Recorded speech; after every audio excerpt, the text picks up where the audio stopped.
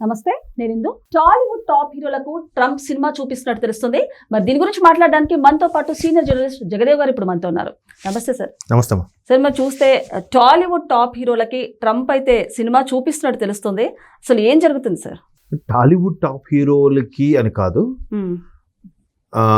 Rest of Hollywood అంటే Hollywood మినహాయించి ఎవరు వచ్చినా కూడా టారిఫ్లు విధించాలని ట్రంప్ డిసైడ్ అయ్యారు.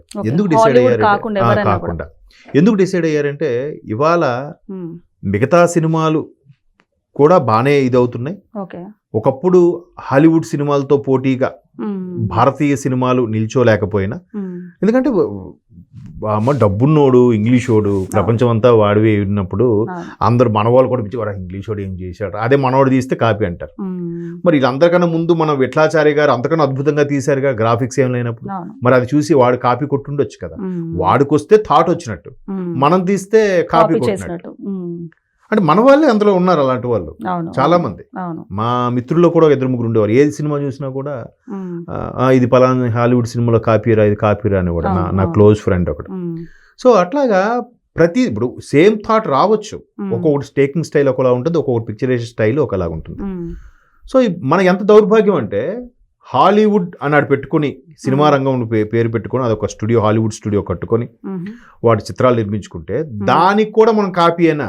టాలీవుడ్ ఏంటమ్మా, బాలీవుడ్ ఏంటమ్మా, హిందీ వాళ్ళు బాలీవుడ్ అంట, టాలీవుడ్ అంటే తెలుగు అంట, శాండిల్వుడ్ అంటే కర్ణాటక అంట, తర్వాత మాలీవుడ్ అంటే మలయాళం, కోలీవుడ్ అంటే తమిళనాడు.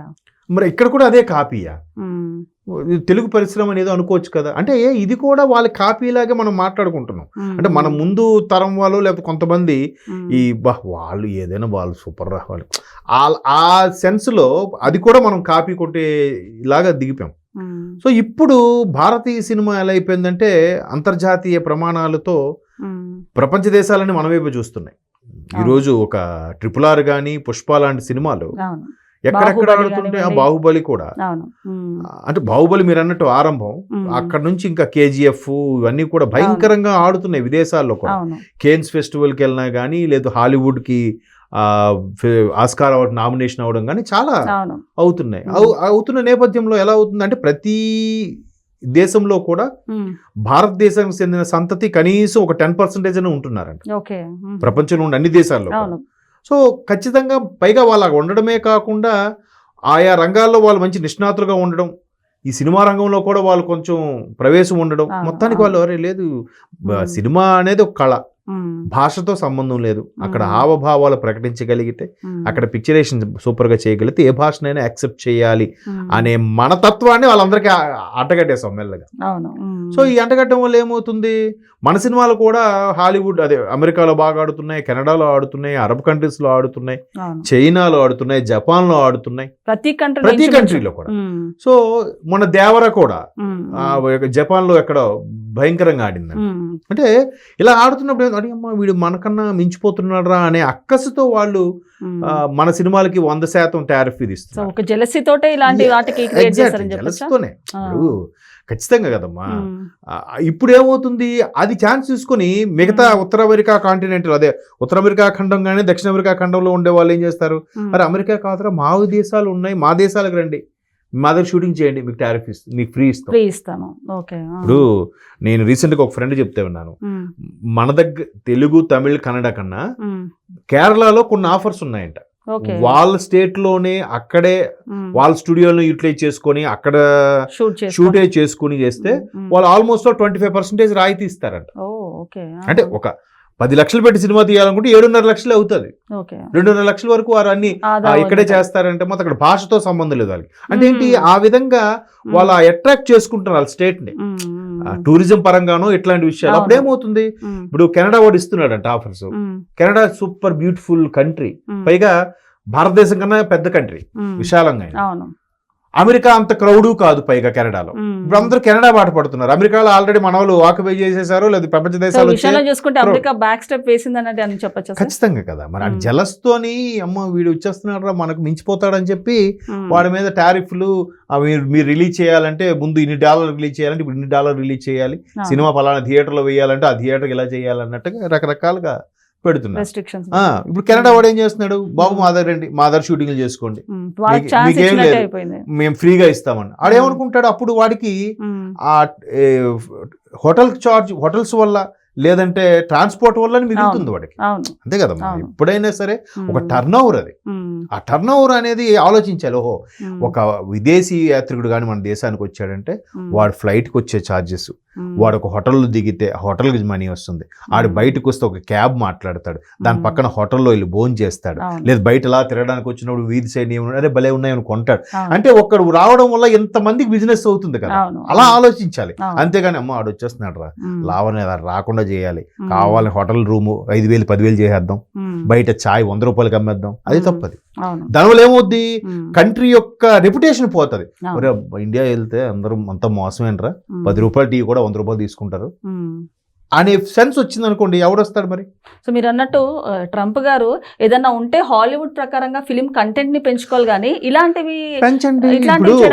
అప్పుడు ఏం చేయాలి, మా ఇక్కడ అందరి సినిమాలు మేము యాక్సెప్ట్ చేస్తాం, బట్ హాలీవుడ్ వాళ్ళకి మాత్రం మీకు పలానా దగ్గర మనకైతే ఫ్రీ ఆ స్టూడియో, మనకైతే ట్రాన్స్పోర్ట్ ఫ్రీ, మనకైతే టికెట్లో రాయితీ ఫ్రీ, మన హాలీవుడ్ వాళ్ళకి లేకపోతే అమెరికన్ సిటిజన్స్ కి రాయితీ అని ప్రకటించు. అంతే కదా. ఇప్పుడు మన తెలుగులోనో తమిళ్లోనో ఒక ఇది ఉంది ఫిల్మ్ ఇండస్ట్రీలో, ప్యూర్ తెలుగు నేమ్ అయితే దానికి రిజిస్ట్రేషన్ ఛార్జీలు ఏమి ఉండవు. ఇండస్ట్రీలో కూడా ఉంది pure Telugu name, cinema title నేను చెప్పాను, సినిమా టైటిల్ తెలుగులో ఉంటే దానికి ఏ ఇబ్బంది ఉండదు, ఇంగ్లీష్ లో ఉంటే మళ్ళీ దానికి ఎంతో ఛార్జ్ చేయాలి. జస్ట్ నామకే వాస్తే ఉంటుంది 10,000 15,000 ఏదో రిజిస్ట్రేషన్ ఫీజులు. సో అవి రాయితీ ఇవ్వడం వల్ల అది కూడా చిన్న చిన్న సినిమా తీసుకున్న వాళ్ళకి అది బెనిఫిటే కదా, అది నేను అంటున్నా. సో అట్లాగా కొన్ని అమెండ్మెంట్స్ పెట్టుకుని వాళ్ళకి డెవలప్ చేసుకోవాలి, కానీ పక్కోడు వచ్చేస్తున్నాడని పోటీకి వీడికి వదిలేసి వాడి మీద రాయితీలు వేస్తే రేపొద్దున ఎవడు రాడు. ఇంకా హాలీవుడ్ నువ్వు మా దేశానికి రావద్దు రాయితీలు అంటున్నావు, రేపొద్దు నీ సినిమా మా దగ్గర ఎందుకు, మాకు అవసరం లేదు. ఖచ్చితంగా వీళ్ళు కూడా ఇండియా వాళ్ళు కూడా రెస్ట్రిక్షన్స్ పెట్టేసుకుంటారు. అవసరం అనుకుంటే ఇవాళ రేపు ఓటీటీలు ఉన్నాయిగా, ఓటీటీ ప్లాట్ఫామ్ మీద అందరూ చూసేసుకుంటున్నారు, థియేటర్ రాకపోతే లేదు, అప్పుడు నష్టం ఎవరికి? అంటే ఎవ్వరు ఏది ఆపేది కాదు, కాకపోతే వాళ్ళ అక్కసి ఈ విధంగా బయటపడేలాగా అనిపిస్తుంది.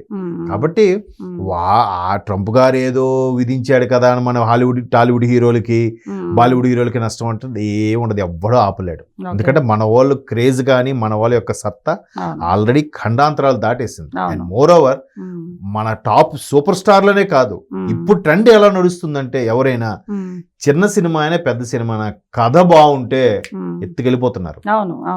కథ బాగాలేకపోతే వాడు సూపర్ స్టార్ అవని, రజనీకాంత్ అవని, చిరంజీవి అని, ఎవరవని, అలా చాలా మూవీస్ వచ్చాయి, చూసాం.